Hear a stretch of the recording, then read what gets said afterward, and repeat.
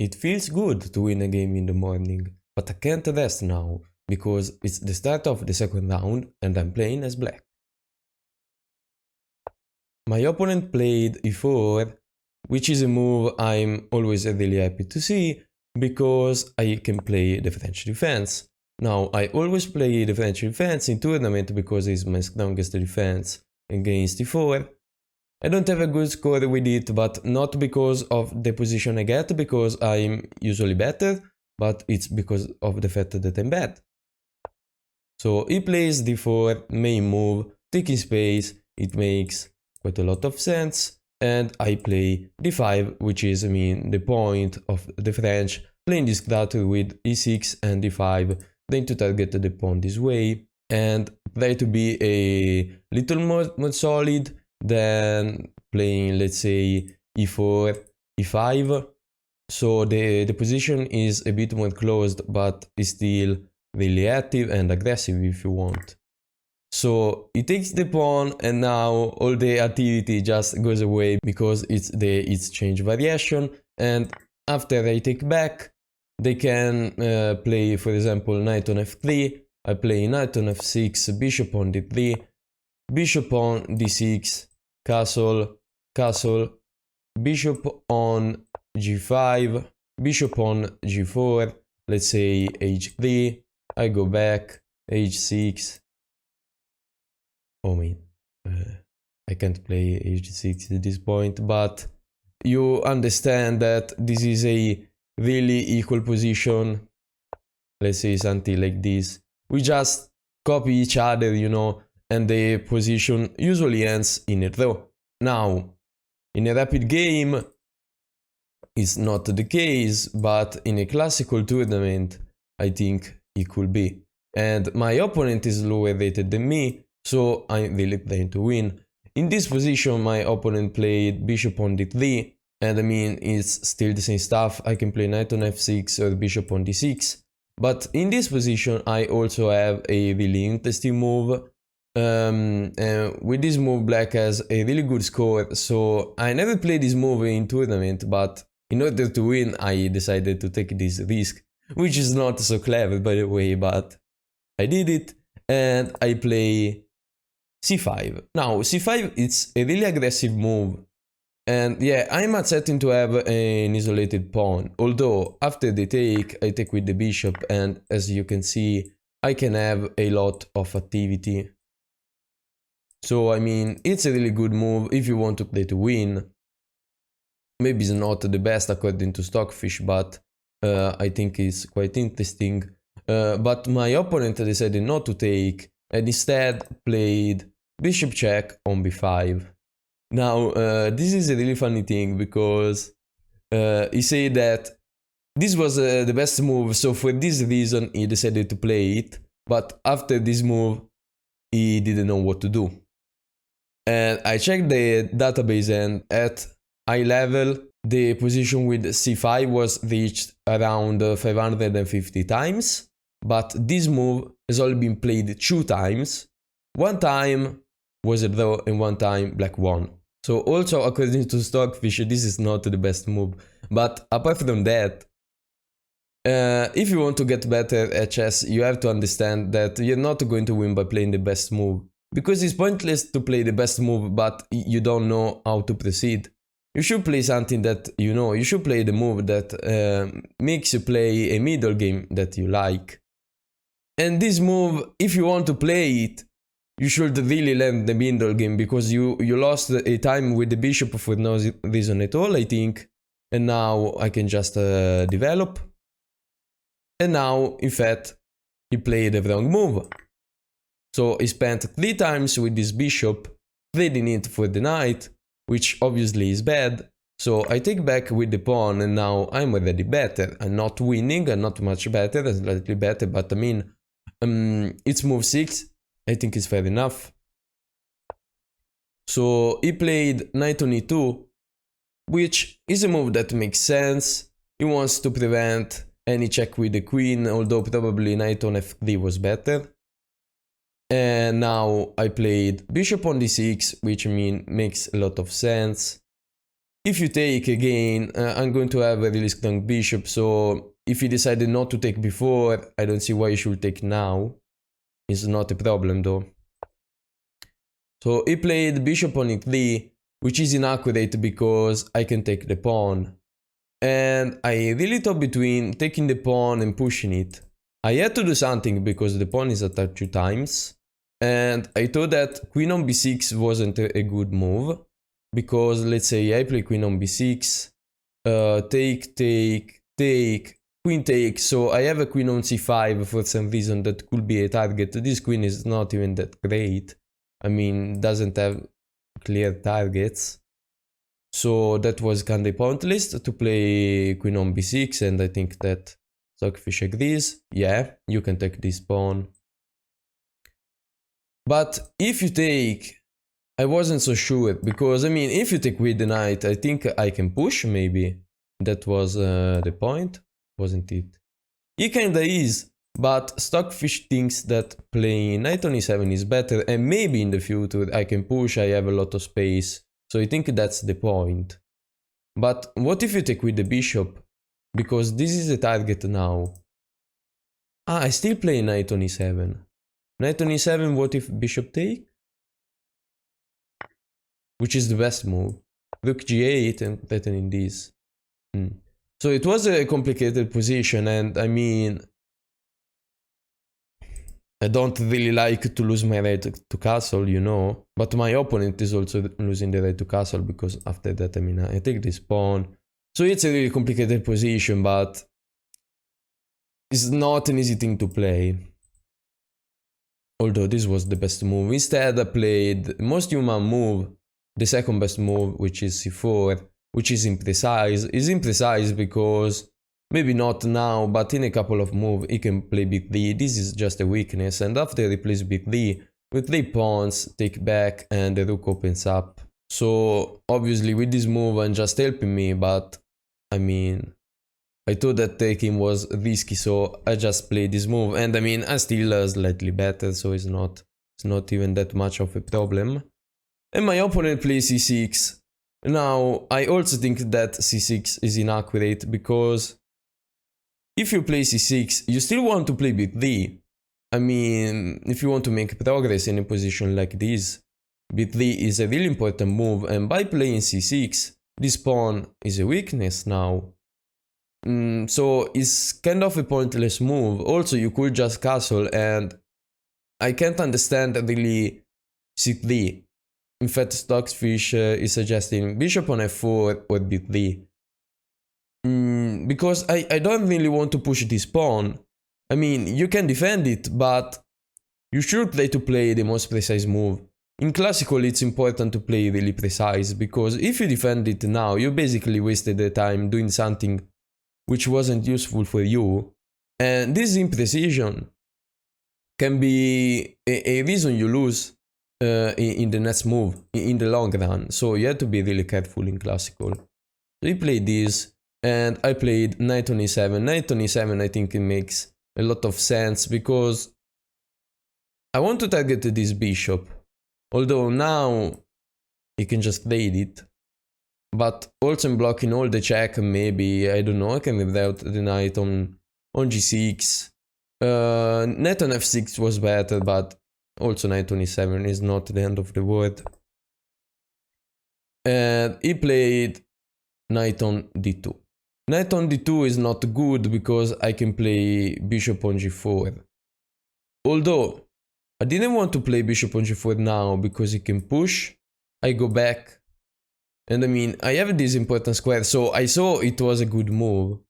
But instead of playing that, I just castle now and I wait. But as you see, in classical you should take your opportunity. So this was a really important weakening, because I mean, if you block with the knight, I just take and double. And I mean, I go back and my bishop is really strong. So yeah, that made a lot of sense. And my opponent decided to castle, which is imprecise, because I still have g4, bishop on g4. Instead of playing that, I played this move. Now this move is bad, And I knew it was bad after I saw his answer. So the point of this move is clearing the knight. So the point of this move is clearing the bishop, because I mean the bishop is trapped, can't really go anywhere, can't go there, and can't go on f4. The problem is that he can go on f4 and I blundered the fact that it's defended by the knight. Don't know how, but I mean, after I played this move, I didn't see bishop on f4. My opponent played bishop on f4 and I was like, what are you doing? What are you even doing? Why? So this loses a big part of my advantage, because it's a move that does completely nothing. And so I'm just wasting times. I mean, yeah, this move was logical by my opponent. I play rook on e8, developing pieces, e-take, and now it's important. You don't want to take with the queen, because if you take with the queen, I mean, yeah, it's targeting h2, although it's the only piece that can target h2, and a move like this is really slow and easily to defend. And easily defendable. So I take with the knight instead, because my knight doesn't really have a lot of square where to go, but now he could have access to the e4 square, so it's an important move to play. And now my opponent decided to play b. And I thought I played a really clever move, which, I mean, Stockfish doesn't agree at all. But the point of this move is that if you take, I'm going to take, let's say you take, I take, my bishop is a really strong bishop, this pawn is weak, this knight is pinned, this pawn is weak, so I'm much better. And so let's say if you take, I take with the knight still, even if you don't take, I can take myself, and then, you know, I have all the pressure. That's true, you shouldn't really take, but you can play, for example, rook on e1 waiting, and after he plays rook on e1, I take, he can take back, and the knight is not longer pinned. That's what I missed, honestly. Although, this provoked before from my opponent, and before is quite a weakening move, because now the last move you have is a4, and I mean, even after you play a4, I don't have a lot of problems. This pawn is a really strong pawn, it's taking a lot of space, so I am happy. Now this bishop does absolutely nothing, so I play the best move, or the second best move, to bring the bishop back, because it's just a bad piece. I want to develop it on g4 now. So knight on f3, and it's quite the point, it's quite the time to play bishop on g3. If you move this knight, you lose the knight on e2. If you do nothing, I'm going to take the knight, damaging your structure, and I'm going to win in the long run. And my opponent decided to play knight on g3, which kinda makes sense, although now this knight is pinned because there is a queen behind, and I play the best move again, which is queen on f6. This knight can't move, I'm going to take, you're going to have double pawns, and I'm going to win in the long run, because my structure is much better. So how can you say that your structure is much better? You just have to see your weakness, and if they are targetable or not. Now, a knight on e5 will be really strong, but he can't move it, so I'm going to play the knight and maybe also the queen. And after that, it's going to have double pawns. This pawn is weak, this pawn is weak, this pawn is weak, this pawn is a target with my knight, this pawn can't be attacked with this knight. I mean, you have to find a way to put a knight on e5, which takes a lot of time, so my structure is much better, and I knew I had winning chances. It's -3 for black. And he decided to play h3, which is the best move, although I don't really get it. I'm still going to take anyway. So you kinda lost the time, unless, let's say, you play a4, unless I have a move to put more pressure there. Knight on e4, knight on e4, let's see, push. I mean, I'm threatening this, okay, knight on e4 defense, and what? Ah, knight on g5, so yeah, there was a way to put more pressure on the knight. So for this reason he played h3. So now that I see it, h3 is actually the best move, and I can understand why. And at this point you just really have to take, I mean, your plan was based on the fact that you were going to take this knight, so he take with the queen. So if I want to have this advantage, I have to take the queen. And I mean, I saw this and I was happy to take the queens because I thought my position was much better, which is true. And I'm really happy because in this tournament I'm really starting to understand positions. I mean, understanding position much better than my last tournament at least. And I play the best move, a5. a5 is a really good move because you can't push, you lose the pawn. You can take, I take, I double rooks, GG. This pawn is lost. If it's not, this knight is a beast. GG anyway. And I kinda miss the answer from my opponent, which is a4. a4, so just take it and take. Although after I saw a4 I knew it wasn't such a great move. I mean, probably it's the best in this position, but after I take and take, which is the best move, I play rook on b8, putting pressure on this pawn. He has to defend it, and you might think these pawns are really strong. I thought this pawn were really weak. In fact they are. If there wasn't this pawn, okay, it's another story, but in this case, you can just push this pawn. You can push this pawn, you just lose a pawn. You basically lose a pawn for no reason at all. So you can just push this pawn, but this pawn is going to be easily blocked. So these are just two weaknesses, and I'm right. So I played g6, which makes sense. I don't want to get back rank mated, and also the point of this move is that blocks the knight, the f5 square for the knight, which is, I think it's a really important move that I played, because now I can move the knight wherever I want and he can't develop his, I mean, he can't put the knight on important squares, so I'm happy. He played a5, and at this point he gave me the square, so I just play knight on b5 and I'm happy. This pawn is blocked forever. This pawn can't move. I mean, if he moves, I just block it. I double rook and you lose it quickly. So this pawn is under attack and my opponent defended, playing knight on e2, rook on e8, targeting the knight, and now king on f1, defending it. Now I played rook on e6 because I want to put pressure on this pawn because it's weak. My plan is that after I play rook on f6, he push, I just play rook on e6 again, and then I can play rook on e4, targeting this pawn, and his position is going to be really hard to defend. He played rook on d1, which defends this pawn, although it kinda wasted time because it's not going to be attacked 2 times for now, so it's kinda useless. And I double rook, which is not the best move. The best move is to play king on f8, and I'm curious to see what Stockfish want to do, because I don't see a way to use the king on this side, honestly.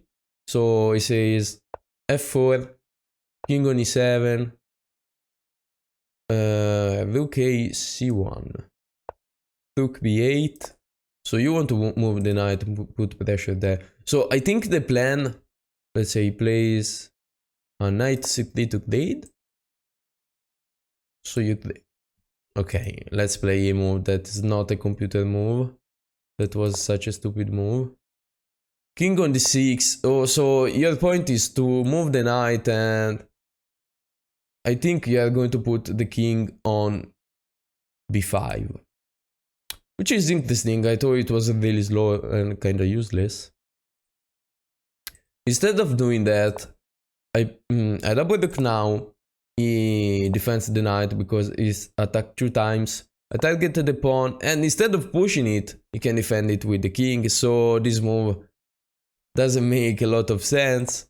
So I double rook again, and it goes back. So at least I can make another move. It's the same position. I have a free try. So I play king on g6 because I want to target these weaknesses somehow. And he pushed this pawn, which obviously it's inaccurate. At least before it was defended, now it's just a clear target. And I don't even want to stop it. I play king on f6 for a simple reason. If you play a7, now I stop it. And guess what? It's attacked 2 times. You defend it, and guess what? It's attacked 3 times. So you can't push it, you just lose the pawn, it's -5. So king on f6 and rook on d2, defending the knight more. I mean, kinda makes sense, although now you have to be really careful, because if I attack this pawn, you can't double rooks. So you have to be careful. Yeah, this move was imprecise because I thought I was going to take something, but after king on g2, you just defend everything. It was a waste of time.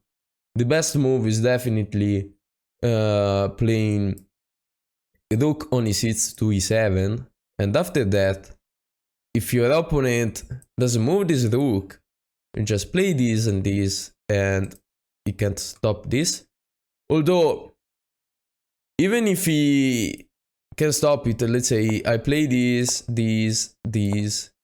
he goes there, I go there, and at this point, let's give him a move. King on e1, I have knight on c7, so I'm still going to win the pawn.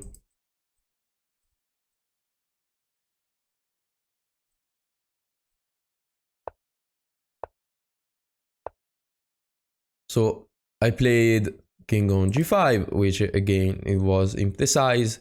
And now I decided to go for that plan. Yeah, it brings the king forward, but I mean, doesn't do a lot. I play king on f5 because now I'm not going to get checked. This king is quite down there, it blocks his king.